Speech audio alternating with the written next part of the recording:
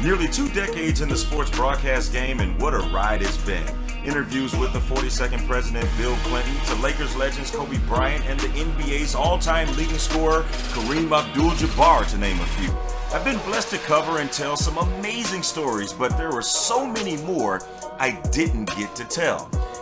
Thanks for tuning in to Untold Truths with Telly. My guest today is a 16-year Major League veteran who also has 3 Gold Gloves, an All-Star appearance, to me, a Hall of Fame worthy career, none other than Mike Cameron. Always good to catch up with somebody who caught everything that was hit to the outfield. What's up, Mike? What's up, T? Everything's good, man. Good, man. Now I'm officially on the books for 17, though. You're officially on book for 17. My bad. 17-year career. But you've been out of the game for 8 years. How's retirement? And can you believe that it's been 8 years since you played Major League Baseball? It's been like I don't feel like I'm retired from the game. I feel like I'm retired from just baseball, in itself. But I'm still involved in the game a whole lot, and I get a chance to get antsy about the game itself because I have a son that plays professional baseball also. Yeah, a son that's on the verge of becoming a big leaguer now. I remember little Daz running around Miller Park, but to see him being able to make and fulfill a dream of his as a proud parent, how does that make you feel? It makes me feel good that we have that connection with the game of baseball, that passion, that love. And for him, when I found out that he wanted to be the player, pursue his dream as a Major League Baseball player, I just deliberately started to pour into him. A lot of the things are just self-taught from what he see and what he's seen being around a big league ball clubhouse for so many years. And now he's getting a chance to experience his own. And I think that he's on the verge of being a big league baseball player. So he's a little antsy about it, but obviously he still has some things that he has to work on and to be able to have that opportunity to come for him. Well, baseball is completely different these days than when you played. Pandemic baseball, the 60-game season is off and running. And what are your thoughts about baseball being played under these conditions all the way down to playing in empty stadiums? I got 3 different reservations as far as feelings-wise or whatever. I understand it from me being in player development. Understand that, me being working with a lot of minor leagues, so I feel bad that these guys don't get opportunity to play. I do understand the business side of it, and from the player's perspective, which is more so about health, also, which is also more so for the teams and in general, they are the guys that are having to do. It's about money. It's big business. So, and then I have my son, who's a professional baseball player, and like health-wise, I'm thinking like, man, this could be scary. But also, I look at it as an opportunity for him being in that 60 player pool, him getting the opportunity maybe to have his first experience in the big leagues, and we have to watch it on TV. So it'll be kind of strange. Yeah. Now, Major League Baseball has chosen to bring awareness to the fight against social injustice by putting Black Lives Matter on the back of pitcher mounds, and that's a start. But what do you think baseball needs to do to incorporate specifically more blacks into the game at all levels, from the field to the front office, even to the broadcast booth? I think a lot of guys really need an opportunity. The game has went into the realm of I'm gonna hire my friend's friend, which I understand that because of the comfort level with what everyone does, but I also understand that there are very, very, very many qualified Afro-American players that can, or not players in general, but people who can do jobs at the highest level. A lot of times we don't see those people. They are in very prestigious spots. You just don't get a chance to see them as a GM on the field. You don't get them. They're in the background. They're doing a lot of those type of things or whatever. So I've taken myself with the opportunity that I have being in Seattle, which I'm very proud of right now. They have 10 players on the active roster right now. Wow. Which I got a chance to play with 8 in Cincinnati, so I'm very proud of that situation. But I think that there are many more things that we can do to I won't say bring awareness to it, because everyone's aware of what's going on. It just needs to happen. Guys need opportunity. Yeah. Now, prior to the pandemic, baseball was hit with one of the biggest scandals in the history with Astro signs still in operation, the whole thing they had going on down there. But as a lifetime member of Major League Baseball's fraternity and knowing what you have given in terms of your life to the game, when the revelation came out of them cheating, how did you take that news, and how did you feel? I felt slighted, because it's like, I mean, that form of cheating it costs people careers. Right. And you know how when someone have their career interrupted because someone else is doing something, that puts a very, very dark spot on the game, man. And to be able to do it, they actually won a championship doing this thing. So that comes in question. And I'm sure they didn't have to do this type of deal. They have the players that are capable of doing the job. I just think that when I went to go there and I saw how they were playing, and I would watch the game on TV, I'm like, these guys are just too dominant at home. Yeah. And I'm sure throughout the game, they were just the ones that got caught. Nah. With the way technology is now, I'm sure there were more people doing the same type of deals. Gotcha. Now, you enjoyed and corrected me earlier. You enjoyed a stellar 17-year career for 8 different teams. Yes. Now, can you name all 8 and the order that you played for them in? Oh, by far. All right, let's see it. It wasn't designed for me to play. I feel like it wasn't designed for me to play 8, but Most High had something else in store for me to share my dream across many, many places. And I started out with the Chicago White Sox. Okay. From 90, basically big leagues, from 91 until 98. Traded for Paul Konerko to Cincinnati Reds for 1 year. Traded for Ken Griffey Jr. to Seattle, to Seattle Washington, or Seattle Mariners.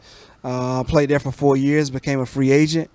Signed with the New York Mets only for the sole reason of being closer to home, coming to Atlanta, and my grandmother getting a chance to see me play. Stayed there for 2 years, was supposed to be there for 4. Ended up getting hurt, having a collision in my second year there with Carlos Beltran, and I ended up going to changing positions for him, even after being a Gold Glover, thinking about the team, and ended up almost dying on a baseball field.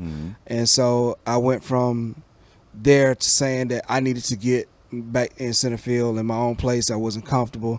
I went from New York Mets to the San Diego Padres, which was such a impactful time in my life. And after that, I became a free agent, came to the Milwaukee Brewers, stayed in Milwaukee for 2 years, from Milwaukee to Boston. And I got DFA in my second year with Boston, which would have been my last year. Could still play. I got DFA, and I went to the Marlins, and I found out I still got it. And it ended there, and with a situation that took place on a plane with some male flight attendants, and I thought I was done, and I got a call from a lot of teams in November, and had signed with the Washington Nationals. And I just thought that my kid was starting high school. It was more beneficial for me to be at home. Gotcha. And that is correct. From the White Sox to the Reds to the Mariners to the Mets to the Padres, Brewers, Red Sox, and then Marlins, end of your career. Now, you're the only player, I want to make sure I get this right because I wrote this down. You're the only player in Major League Baseball history to hit 2 home runs in the same game for 8 separate teams. Yes, sir. Yes, sir. The only player. Yes. You're one of 16 players in history to hit 4 home runs in a game. Yep. And one of 22 players in history to have at least 250 home runs and 250 stolen bases. Yes. I'm sure that's in the 20s now. So I moved the number up. I'm one of maybe 14 players that have at least 275 homers and 275 stolen bases. All right, and with all that said, do those sound like Hall of Fame numbers, regardless of whose name attached to them? Well, in reference to certain particular stats, yes, individualized stats. The criteria of being a Hall of Famer is not just about longevity, which I had a lot of longevity, but it's about dominance over a 10-year span more so than anything else. And I understand I didn't quite have the dominance, but I have like some very interesting numbers that are very comparable to a lot of Hall of Fame numbers and everything. So I was fortunate enough in 2015 or 16 to be Hall of Fame honorable mention, just to get a letter saying that I was I would say on the ballot. I was shocked to even get that. So that's like being inducted into. I won't say it wasn't inducted in anything, but I guess it would be like the JV of the Hall of Fame. Yeah. And by the way, that 4 home run game, little that people know, that 5th at bat, you almost hit another one out, and it went to the warning track. Oh yeah, I'm surely convinced that it was the weather. And May 2nd in Chicago at like 10 or 11 o'clock at night, it was definitely the weather. Wow. The crazy thing is, I tried to do it the next day in New York and couldn't hit water if I fell out the boat. Now, when you reflect back on your career, and since you have retired, I'm sure you've had time to do so, what amazed you the most by what you have accomplished? How did I play every day? I was an everyday player. How did I play at least, 145 games, say 12, 13 times out of those years? Wow. We're amazed by what Cal Ripken was able to do for so long, playing every day. Right. I was just amazed to be able to do that over the course of time. Like, I still don't understand how I played that long, because it's such a physically you're going to be drained anyway. It's such a mentally draining game because of the negativity of the sport. And what I mean by the negativity is that the failure, the success and failure rate is way high to be playing baseball for 8 months. So it becomes a very mental, incapacitated game. Now, drafted in the 18th round by the Chicago White Sox in 1991 out of high school. Yeah. Now, is it true scouts weren't too high on you because you missed your entire junior season because your grandmother wouldn't allow you to play because you failed chemistry? Yeah. Wow. Yeah. And I also had a broken wrist also. Okay. But I missed out my whole junior season. And fortunately, fall baseball was starting my senior year. Where I grew up at, you had to play football, pretty much. So I played football up until my senior year. In my senior year, they just started playing fall baseball, and I got a chance to come up here to play fall baseball. So that opened up a wealth of experience, or people get a chance to see me just to be drafted where I was. Wow. At the time. Now, you missed, like we said, your junior season, but you also missed playing alongside Michael Jordan by 1 year in Birmingham. But you guys did cross paths during spring training with the White Sox and things like that. Do you think what did you think his potential could have been if he would have stuck with baseball?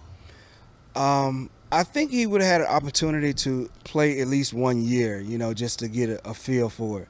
But, him coming at the age of 31 and being, since the last time he played was high school, that is so difficult. Yeah. I mean, you can't really miss 10, 12, 13 years of your life not playing a game. Just what he was able to do is special all along. Yeah. But I will say the one thing that I got a chance to experience playing with Michael Jordan was that the hard work that he put in, no matter what was going on, what he did, his routine was second to none. Like even in the game of baseball, we understood by watching on what was it? The Last Dance. The Last Dance. Yeah. We saw what his work ethic was as a basketball player. He had to work double that in baseball just to try to catch up. Wow. And he was special, man. So that was the biggest thing that I took from MJ in that aspect.